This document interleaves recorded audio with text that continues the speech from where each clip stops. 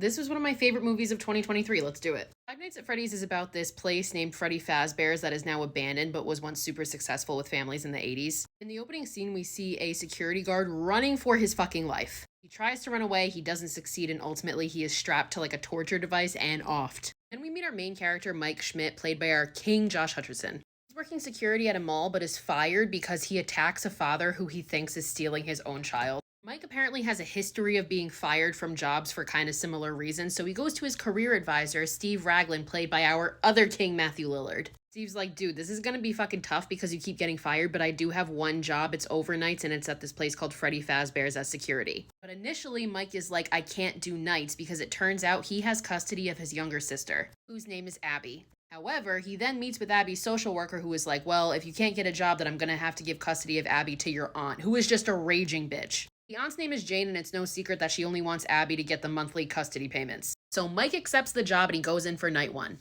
And he purposely just goes to sleep. And as he's sleeping, he has this dream of a childhood experience he had when his brother Garrett was kidnapped. In the dream, there are 5 other children there who witnessed the crime. In reality, his brother was kidnapped and the person who took him was never found. In the dream, he approaches the children to try to get information, but they flee and then he wakes up. Meanwhile, the bitch Aunt Jane is like, well, I don't want him to have a job because I want custody of Abby for the money. So she hires a group, which includes the boyfriend of Abby's babysitter, fucking conniving bitch, to go vandalize Freddy's in the night in hopes of getting Mike fired. Mike obviously has no idea about this and he goes in for a shift that night where this time he meets Vanessa, who is a police officer. She explains that back in the 80s, the place was super successful, but it ultimately closed because 5 children were murdered there and their bodies were never found. Mike at this point has also come across the animatronics, which just completely malfunction and don't work anymore. After Mike leaves, the group of vandals that Jane hired break in and completely destroy the place. But while they're in there, the animatronics come to life and off them all.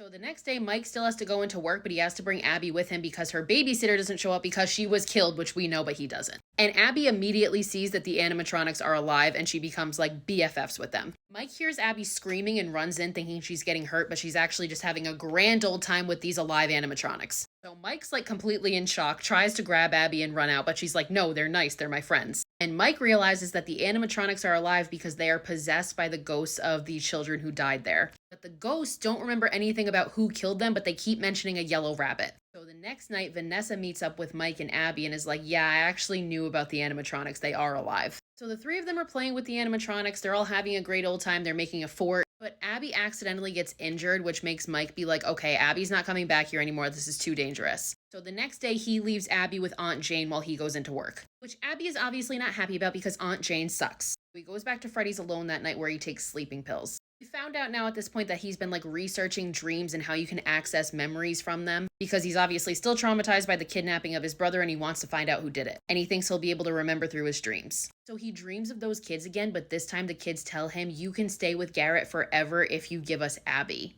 And he accepts, but then almost immediately is like, wait, no, I don't accept that. But it doesn't matter. He's attacked by the animatronics anyway when he's woken up. They strap him to the same device that the security guard died in the beginning, but he is able to escape. Back at the house, the animatronics have gone to get Abby because Mike basically said they could. And Freddy himself goes and gets Abby and kills Jane.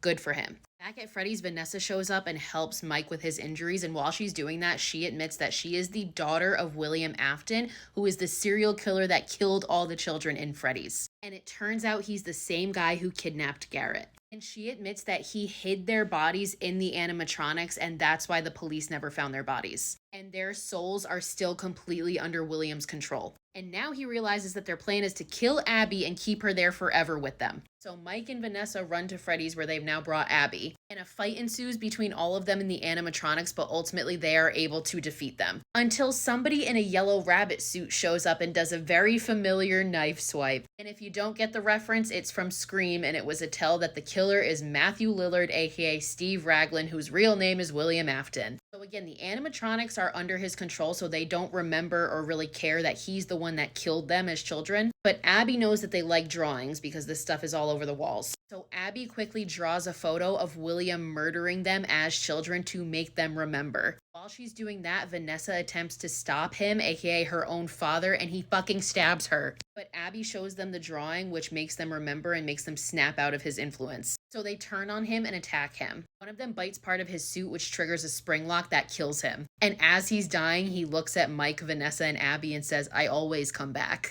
I always come back. I'll be right back. Stu, William." Scream references for days. And then the animatronics drag him away, never to be seen again. Just kidding, because the second one's already been confirmed. Vanessa's still alive, so Mike and Abby drag her out and bring her to the hospital. And the final scene is Mike and Abby reconciling and bonding, having become stronger from this experience.